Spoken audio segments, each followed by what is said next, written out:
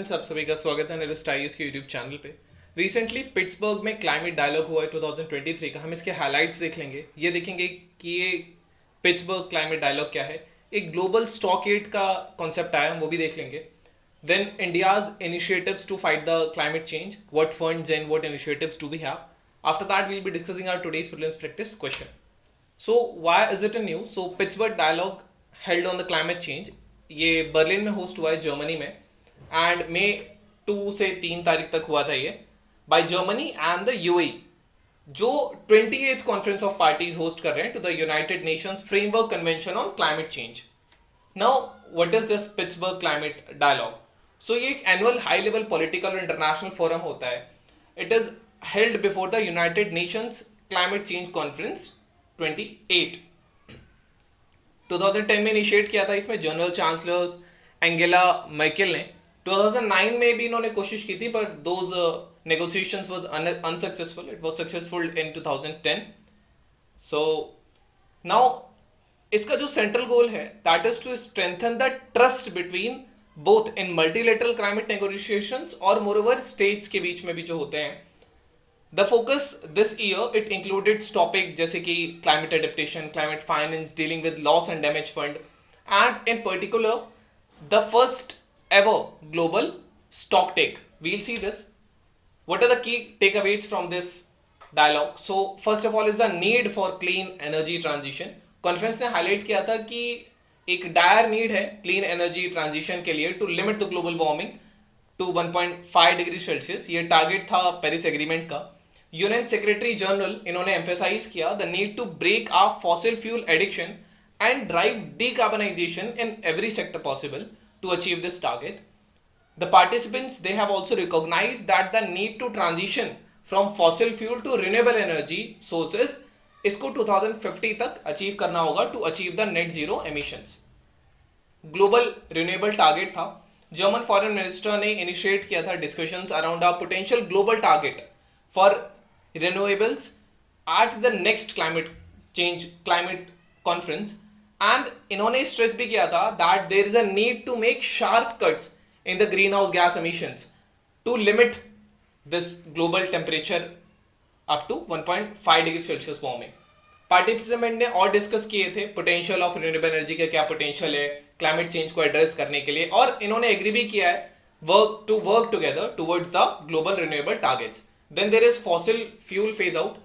COP28 का जो president थे इन्होंने he has called for tripling of renewable energy capacity by 2030, followed by doubling it again to 2040. इन्होंने अर्ज किया पार्टिसिपेंट्स को to ramp up the renewable energy capacity building and also focus on phasing out fossil fuel emissions while phasing up viable affordable zero carbon alternatives. ये Glasgow meet में भी phasing out का आप इसमें पढ़ेंगे COP26 में. Then status of climate finance. Developed countries are on a good track to deliver this $100 billion per year, and इन्होंने ये प्रॉमिस भी किया है to mobilise. They promised it to mobilise up to 2020 during the COP15 which held in 2009.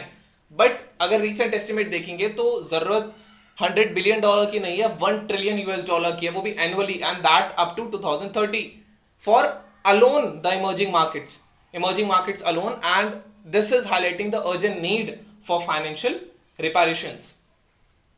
Then urgent global finance system transformation. There is urgent need for global finance systems to transformation was underlined so that the crucial climate finance it can be unlocked for most climate vulnerable countries in the world, most developing countries and small countries.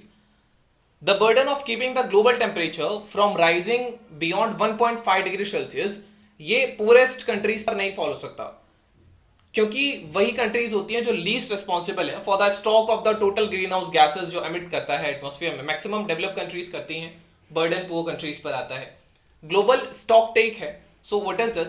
2023 global stock take का year है, and which is essentially एक periodic review है of global climate action, और इसका aim है to assess whether the जो current efforts हैं they will enable us to reach the objectives which was set out in the Paris Agreement. So this is what global stock take is. ये पहला global stock take है since the Paris agreement जो 2015 में sign हुआ था, और report has been underway for the past 2 years, और ये सितंबर 2023 में रिलीज हो जाएगी। इंडिया के इनिशिएटिव्स क्या है क्लाइमेट चेंज से लड़ने के लिए? सो पहला national adaptation fund for climate change है, विच इज NAFCC, 2015 में एस्टैब्लिश हुआ था। इसका काम था to meet the cost of adaptation to the climate change for state and union territories of our country India that are particularly vulnerable to adverse effects of climate change, जैसे कि केरला के कई गांव डूब रहे हैं, लक्षद्वीप हो गया, ऐसे ऐसे कुछ और भी। Then national clean energy fund है, ये क्रिएट हुआ था to promote the clean energy and funded through an initial carbon tax on the use of coal by industries. So carbon tax लगा हुआ था उन इंडस्ट्रीज पे जो कोल यूज करते हैं। It is governed by interministerial group with the finance secretary as the chairman. It is mandated to fund research and development भी fund करता है of innovative clean energy technology in the fossil fuel and non fossil fuel based sectors also. Then there is national adaptation fund, ये 2014 में establish हुआ था। इसका जो total corpus था, जो टोटल फंड था वो 100 करोड़ था, और इसका एम था to bridge the gap between the need and available funds. ये वाली है कि जितना जरूरत है और जितने अवेलेबल है उसके बीच का गैप फिल करने के लिए 100 करोड़ और सैंक्शन हुए थे। फंड ऑपरेट हुआ था ministry of environment, forest and climate change से। Now let's discuss our today's prelims practice question. There is just one question today. What is another name of Earth Summit? Geneva summit, Brasilia Summit, Rio Summit, or World Summit? So this was all about today's video and session. Thank you. Have a nice day and stay tuned with Analyst IAS for your